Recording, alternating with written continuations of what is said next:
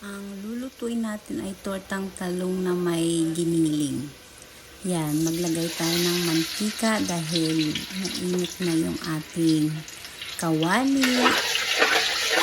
Halo-haloin lang natin, tapos ilagay natin yung sibuyas. Yan, halo ulit. Igigisa lang natin yan sila. Tapos bawang.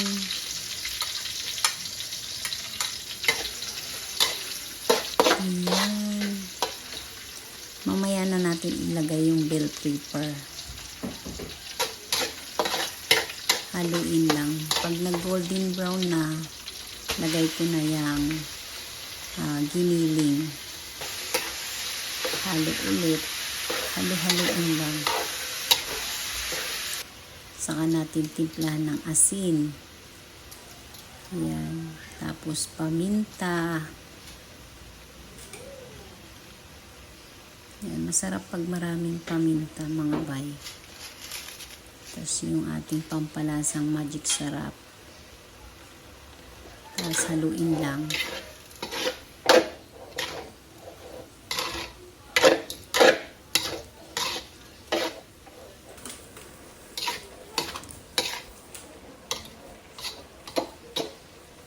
Tapos pag nag golden brown na yung karne, yan, ilagay natin yung bell pepper. Yan.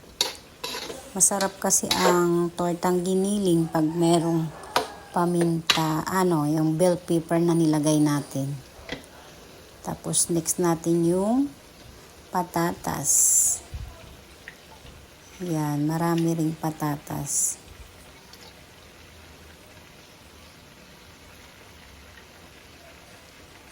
Binabad ko yung patatas sa tubig kasi nga umiitim siya pagka diba? Pag di mo nilagyan ng tubig yung mga nahiwa mong patatas. Yan, halu-haluin lang natin hanggang sa lumambot yung patatas at ating yung karne. Yan.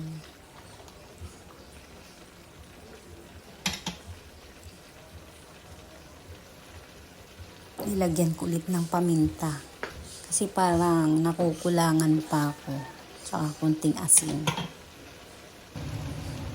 Ayan, haluin lang natin, tsaka tinikman ko. Natikman kong malambot na yung patatas kaya okay na.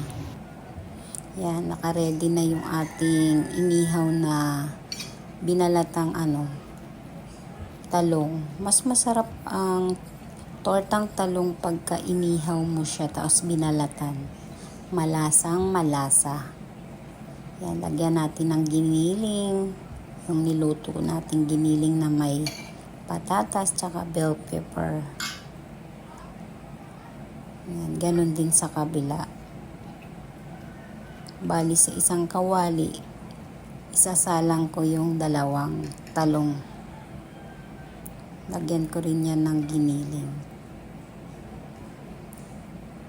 Saka ko lagyan ng ewan ko kung ganun din kayo mga bay torta. Lalagyan ko ng itlog bago ko siya ilagay sa kawali. Malasa siya pagka inihaw talaga yung talong. Yan, lagyan natin ng itlog. Mas maganda, mas masarap pagka maitlog din ang ating torta. Yan.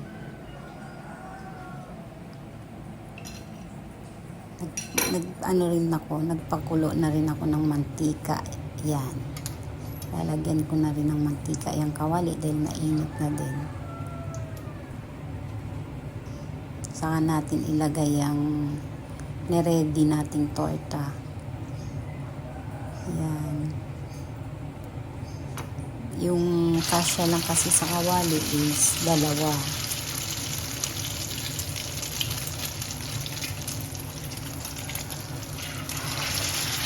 Yan.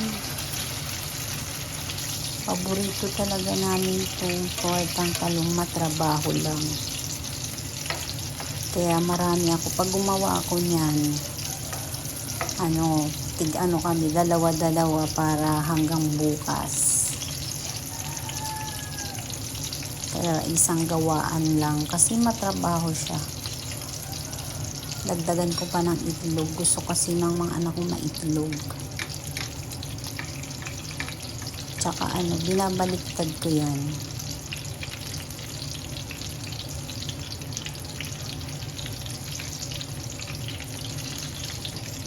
Yan, babaliktarin na natin.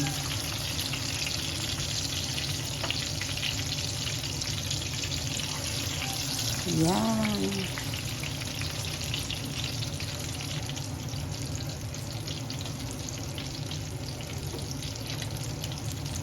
Yan, luto na. Lagay na natin sa pinggan. Yan.